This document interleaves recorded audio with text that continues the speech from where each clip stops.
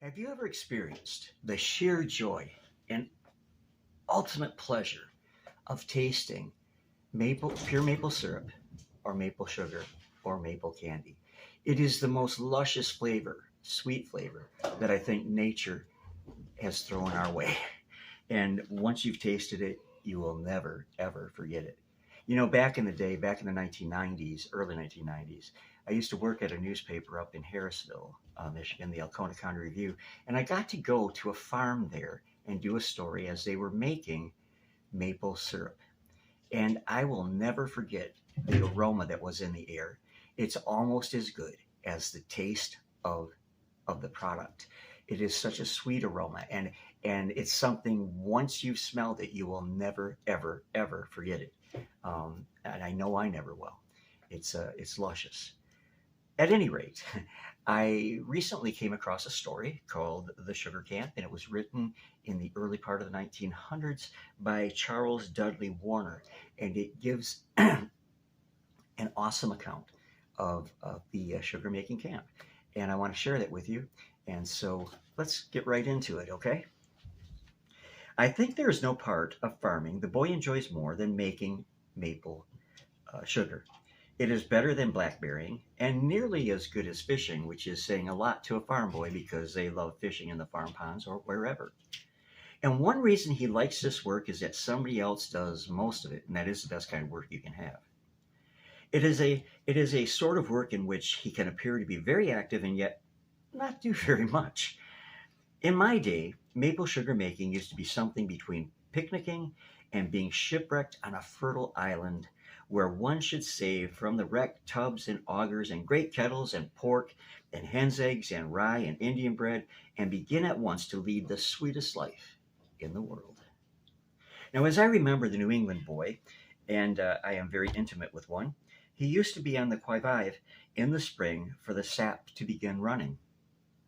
I think he discovered it as soon as anybody. Perhaps he knew it by a feeling of something starting in his own very own veins, a sort of spring stir in his legs and arms, which tempted him to stand on his head or throw a handspring if he could find a spot of ground from which the snow had melted. The sap stirs early in the legs of a country boy and shows itself in uneasiness in the toes, which get tired of boots and wants to come out and touch the soil just as soon as the sun has warmed a little bit.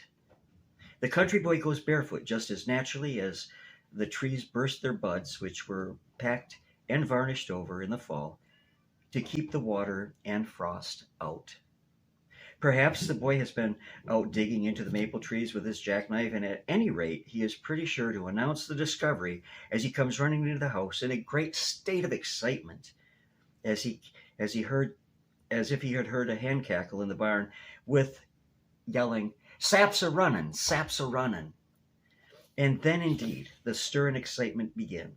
The sap buckets which have been stored in the garret over the woodhouse, and which the boy has occasionally climbed up to look at with another boy, for they are full of sweet suggestions of the annual spring frolic. The sap buckets are brought down and set out on the south side of the house and scalded. The snow is still a foot or two deep in the woods, and the ox sled is gotten out to make a road into the sugar camp.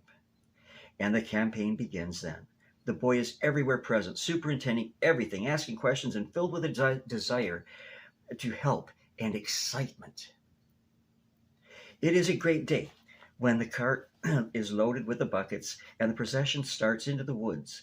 The sun shines almost unobstructedly into the forest, for there are only naked branches to bar it. The snow is soft and beginning to sink down, leaving the young bushes spindling up everywhere.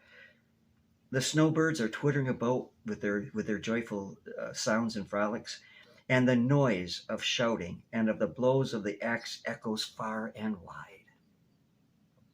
This is spring, and the boy can scarcely contain his delight that his outdoor life is about to begin again. In the first place, the men go about and tap the trees, drive in the spouts, and hang the buckets under. And the boy watches all these operations with the greatest of interest. He wishes that sometime when a hole is bored in a tree, the sap would just spout out in a stream, as it does when a cedar barrel is tapped. But it never does. It only drops, sometimes almost in a stream, but on the whole, very slowly. And a boy learns that the sweet things of life would have to be patiently waited for, and do not usually come otherwise than drop by drop. Then the camp is to be cleared of snow.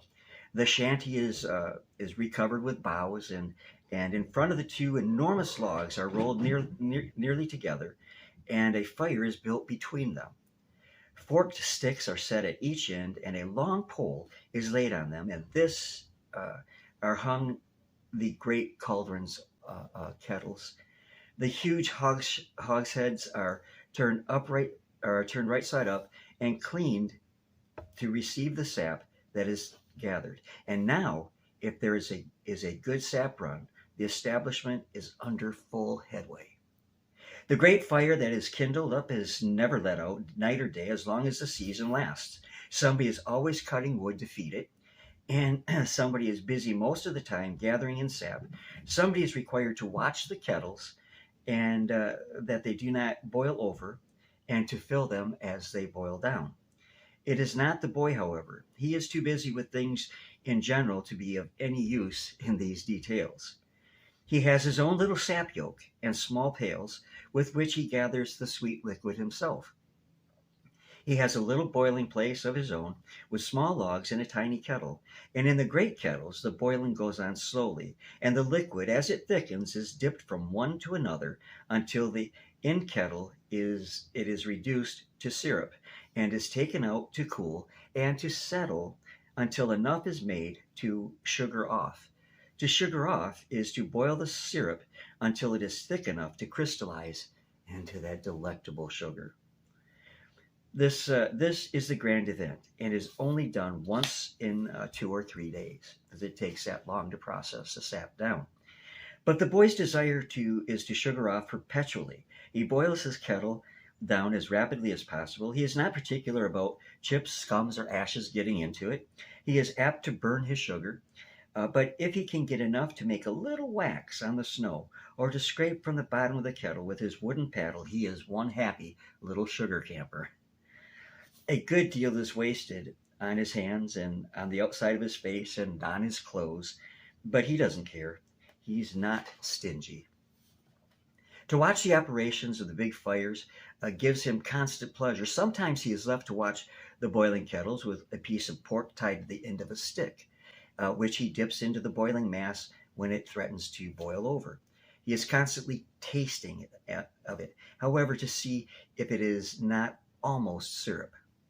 He has long, round sticks, whittled smooth at one end, which he uses for this purpose, at the constant risk of burning his tongue.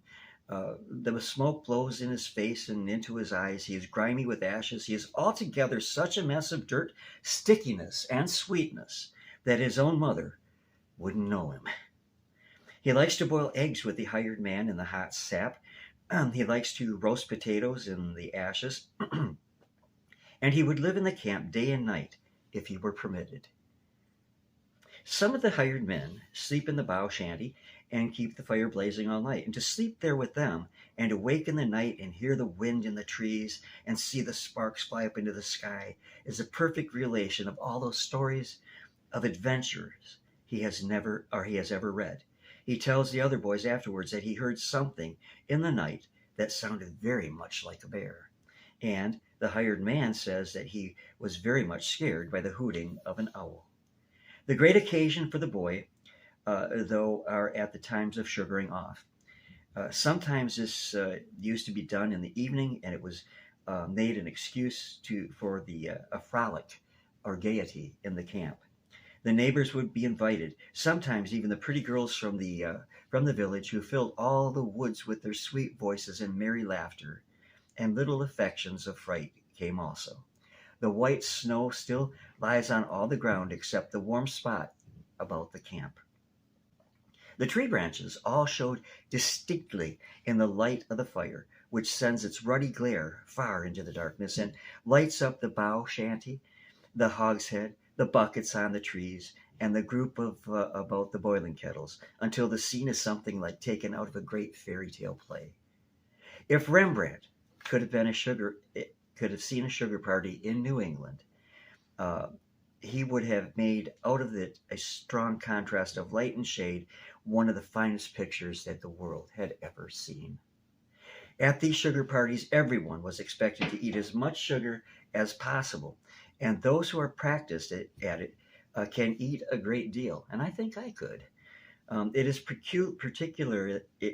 peculiarity about eating warm maple sugar that though you may eat so much of it one day as to loathe the thought of it, You'll want it more than ever the next day.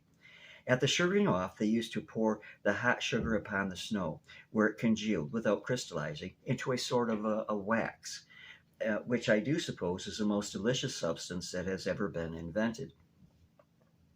And it takes a great while to eat it.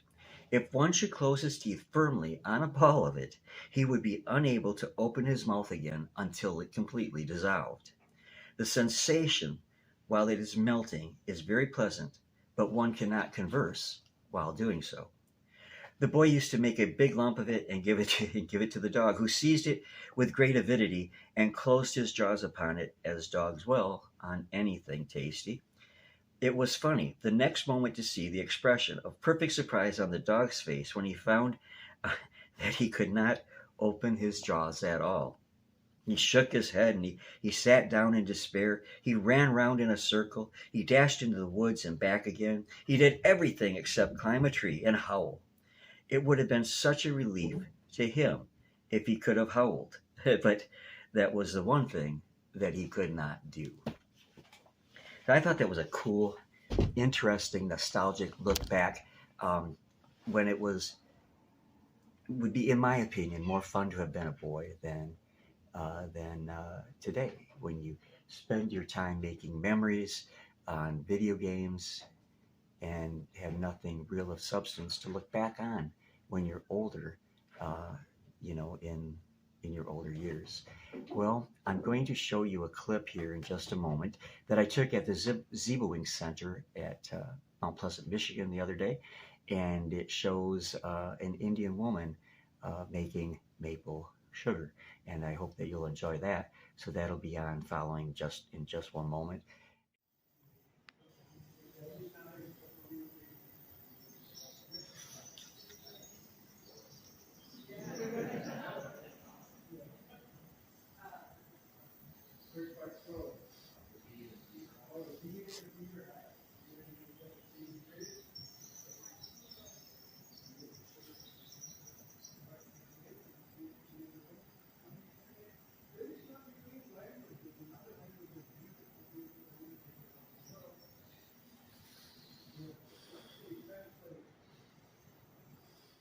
And the days and nights here right now are perfect for making or for collecting, tapping trees and making getting the sap.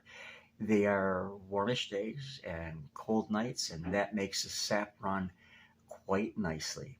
And if you go to the woods and you perk up your ears and you listen, you might hear a little farm boy in the background go, "Saps are running, saps are running." And I leave you with that. God bless you all. I love you much on the other side of that monitor. And I'll be back with you real, real soon. God bless you.